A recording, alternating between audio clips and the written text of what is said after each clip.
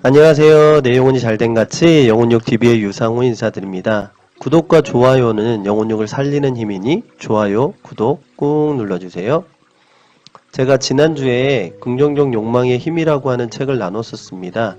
영혼부 코너를 이제 새롭게 신설하면서 제가 읽었던 책에 대해서 감동됐던 그런 내용들을 나눈다라고 했었는데요.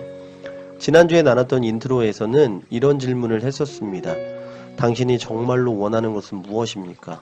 당신이 진짜 무엇을 원하십니까?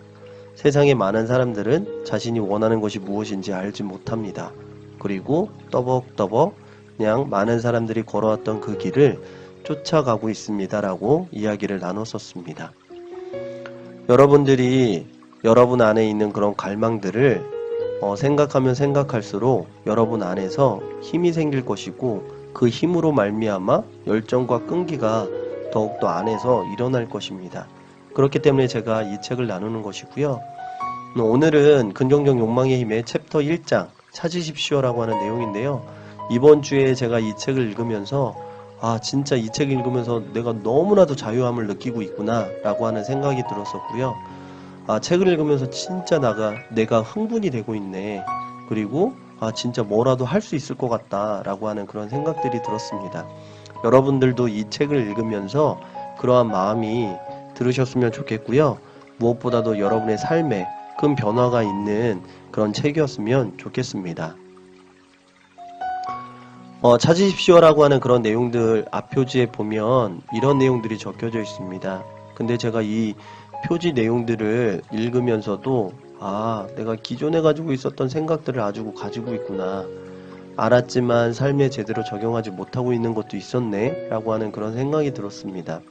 여러분들도 한번 이 내용을 읽어보시면서 여러분 스스로를 한번 체크해보는 그런 시간이 되셨으면 좋겠습니다.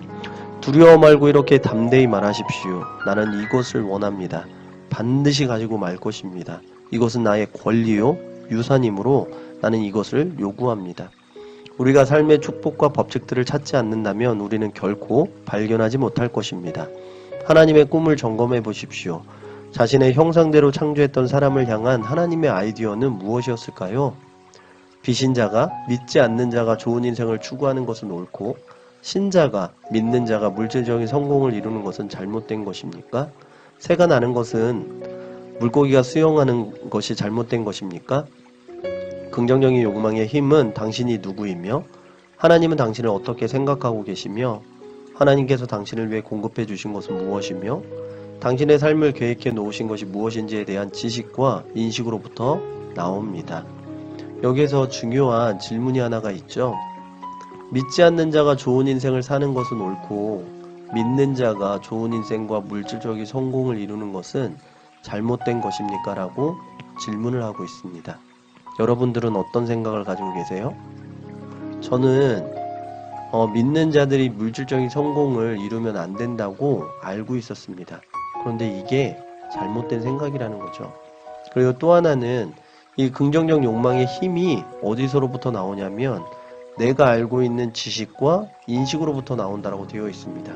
근데 그 지식이 어떤 지식이냐면 그 인식이 어떤 인식이냐면 바로 그리스도 안에서 내가 누구인지 하나님이 나를 얼마나 귀하고 가치 있게 생각하고 계시는지 그리고 하나님이 나에게 공급하신 것이 무엇인지 그리고 하나님께서 나를 향해 계획하신 것이 무엇인지를 아는 지식에서부터 인식에서부터 그 긍정적인 욕망의 힘이 나온다고 이야기를 하고 있습니다. 여러분도 한번 이 긍정적인 욕망의 힘을 찾는 그런 시간이 되셨으면 좋겠습니다. 여러분들한테 여러가지 질문을 해볼 건데요. 이 질문에 대해서 꼭 답할 필요는 없습니다. 그렇지만 여러분이 이 질문을 들으시면서 한 번쯤은 곰곰이 내 인생과 한번 적용해 보시면서 생각해 보셔야 되겠습니다. 첫 번째, 세상의 모든 자원은 정부에 의해 평등하게 분배되어야 합니까? 다시 말하면 다 똑같이 살아야 되는 것입니까? 우리는 인생에서 더 좋은 것을 원하도록 스스로를 허락해야 합니까? 그렇다면 얼마나 원해야 합니까? 각 나라에 있는 거지들은 왜 거지로 살아야 합니까? 그들은 거지로 살기 위해 태어난 건가요? 인도에도 거지가 있죠? 미국에도 거지가 있습니다. 그들은 거지로 살기 위해서 태어난 건가요? 거지로 안 살 수 있는 방법은 없나요? 그것을 꼭 정부가 해결해 줘야 되나요? 기타 등등등. 당신의 삶을 결정하는 것은 운명입니까? 여러분의 부모가 부자여야지만 나는 부유한 인생의 운명을 가진 것입니까? 아니면 가난한 부모님을 만난 것은 잘못된 운명입니까? 기타 등등등. 하나님께서 당신을 그렇게 가치 있게 생각하신다면 당신을 둘러싸고 있는 하나님의 창조의 풍성함은 바로 당신 때문이 아니겠습니까? 그렇지 않다면 도대체 누구를 위해 창조되었겠습니까? 이 우주 만물을 보면서 그분이 하나님이 나를 가치 있게 생각하셨기 때문에 우주 만물을 주셨는데 그 우주 만물을 주신 거에 대해서 내가 아니라면 도대체 누구를 위해서 이 우주 만물이 창조되었느냐라고 질문하고 있는 것입니다. 하나님께서 내가 풍성하길 원하지 않는다면 그것을 막을 수 있는 자가 있을까요? 내가 지금보다 더 나은 삶을 사는 것은 내게 허락되지 않은 것인가요? 여러분 한번 이 질문에 대해서 곰곰이 한번 생각해 보십시오.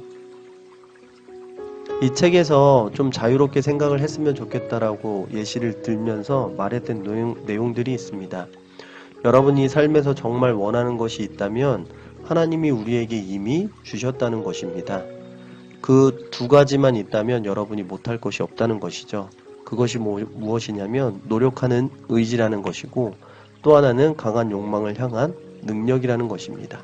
이 의지와 능력을 모든 영혼 한 사람 한 사람에게 이미 하나님께서 주셨다는 것이죠. 이 책에 이런 예시가 있어요. 거지가 있는데 이건 미국에 있는 거지입니다.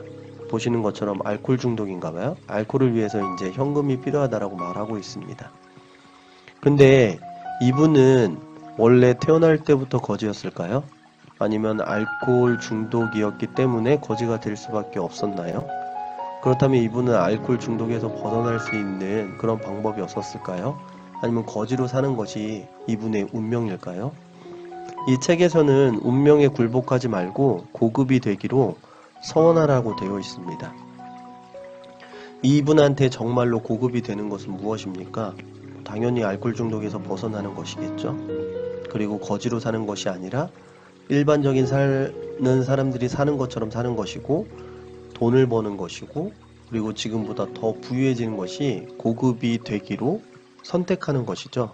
그렇기 때문에 이 책에서는 운명에 굴복하지 말고 고급이 되기로 서원하라고 말하고 있습니다. 여러분들 중에 이 문장에 대해서 조금이라도 설득이 되신다면 여러분의 생각을 바꾸시길 권면드립니다. 저 역시도 이러한 생각들이 있었기 때문에 이러한 생각들을 바꿔왔고 아직도 바꿔가는 중입니다. 물질적으로 가난해야 영적으로 겸손해진다? 여러분 이런 생각 해본 적 있지 않으세요? 형통한 삶이나 좋은 인생은 사람을 교만하고 오만하게 하여 죄를 짓게 한다. 혹시 이러한 생각을 해본 적이 있지 않으십니까? 보통 사람들은 부가 지니고 있는 잠재적인 악성에 오염되지 않고서는 물질적인 부를 다룰 자격이 없다.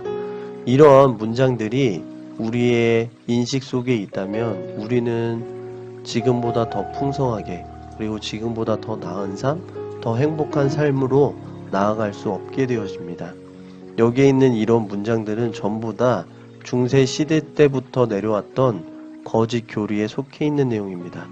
가난한 것은 엄청나게 거룩한 것이고 부유한 것은 엄청 부끄러운 것이라고 하는 그런 거짓 교리로부터 나온 것이고요. 실제 우리 조선왕조 500년에서도 이 유교적 전통에 의해서 이런 것들이 알게 모르게 우리의 잠재의식 속에 뿌리내리고 있습니다. 이런 제한적인 생각을 가지고 있다면 이번 기회에 바꾸는 그런 시간이 되셨으면 좋겠습니다. 하나님께서 우리에게 성공할 수 있는 원리, 이기는 원리를 주셨는데 이거는 믿는 자나 믿지 않는 자나 공평하게 똑같이 주셨다는 것이죠. 하나님께서 신자에게 이렇게 이야기를 합니다. 훈련되어 있지 않고 사업 원리들을 적용하는데 게으른 자는 영성에 관계없이 형통하지 못할 것이다. 그가 여자든 남자든 물질적 기적을 위해 기도해도 아무것도 얻지 못할 것이다 라고 말하고 있습니다. 근데 반면에 믿지 않는 자들은 날카롭고 결단력이 있어서 사업의 원리들에 있어서 부지런하다면 비신자일지라도 하나님의 성공의 법칙을 따라 행동할 때 큰 기업을 일으켜 세울 것입니다. 하나님은 되게 공평하시다는 것이죠. 하나님이 주신 원리는 동일한데 이것을 찾고 발견해서 나아가는 사람들은 분명히 이길 수 있고 성공할 수 있는 그런 보상이 얻어진다는 것인데, 하나님을 알고 있어도 이런 원리들을 모른다면 결국에는 형통할 수 없다라고 말하고 있습니다. 밭을 갈고 씨앗을 심지 않는 자는 그가 영적이며 기적의 수확을 위해 기도할지라도 가난하게 될 것이고, 밭을 갈고 씨앗을 심는 빚인 자는 풍성한 수확을 거두게 될 것입니다. 하나님은 우리가 하나님의 성공 법칙들을 발견하도록 하고 그분 가족의 일원으로서 우리를 훈련하여 그분의 세상에 우리가 물질적으로 제국을 건설한 자가 되도록 우리를 신뢰하셨습니다. 바로 이 성공 원리를 찾으라고 하나님께서 말씀하고 계십니다. 여러분은 과연 어떤 삶을 살고 계신가요? 여러분에게 한번 질문해 보고 싶습니다. 하나님이 우리를 창조했을 때 하나님의 창조 원리에 맞게, 창조 목적에 맞게 우리는 살아야 합니다.